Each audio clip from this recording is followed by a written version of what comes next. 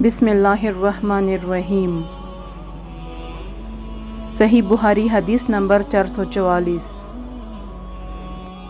ابو قتادہ سلمی رضی اللہ تعالیٰ عنہ سے روایت ہے کہ رسول اللہ صلی اللہ علیہ وسلم نے فرمایا، جب تم میں سے کوئی شخص مسجد میں داخل ہو تو بیٹھنے سے پہلے 2 رکعت نماز پڑھ لے۔ عبداللہ بن عمر رضی اللہ تعالیٰ عنہ سے روایت ہے کہ نبی کریم صلی اللہ علیہ وسلم کے زمانے میں مسجد نبوی گچی اینٹوں سے بنائی گئی تھی۔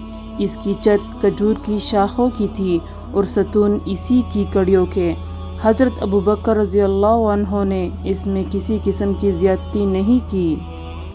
البتہ حضرت عمر رضی اللہ عنہ نے اسے بڑھایا اور اس کی تعمیر رسول اللہ صلی اللہ علیہ وسلم کی بنائی ہوئی بنیادوں کے مطابق گچی اینٹوں اور کھجوروں کی شاخوں سے کی اور اس کے ستون بھی کڑیوں ہی کے رکھے۔ پھر حضرت عثمان رضی اللہ عنہ نے اس کی عمارت کو بدل دیا اور اس میں بہت سی زیادتی کی۔ اس کی دیواریں منقش پتھروں اور گچ سے بنائی، اس کے ستون بھی منقش پتھروں سے بنوائے اور چھت ساگوان سے بنائی۔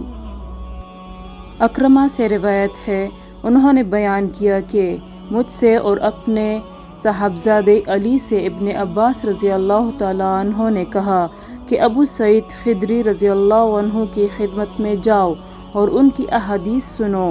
ہم گئے، دیکھا کہ ابو سعید رضی اللہ عنہ اپنے باغ کو درست کر رہے تھے۔ ہم کو دیکھ کر آپ نے اپنی چادر سنبھالی اور گوٹ مار کر بیٹھ گئے۔ پھر ہم سے حدیث بیان کرنے لگے۔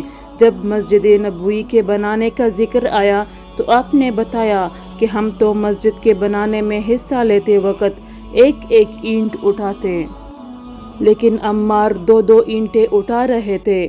حضرت صلی اللہ علیہ وسلم نے انہیں دیکھا تو ان کے بدن سے مٹی جھاڑنے لگے اور فرمایا، افسوس، عمار کو ایک باغی جماعت قتل کرے گی جسے عمار جنت کی دعوت دیں گے اور وہ جماعت عمار کو جہنم کی دعوت دے رہی ہوگی۔